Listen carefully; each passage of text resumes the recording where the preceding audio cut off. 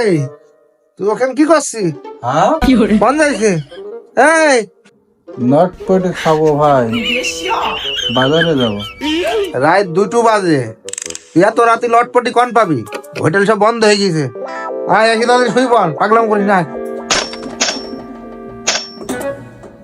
আবার কি হলো?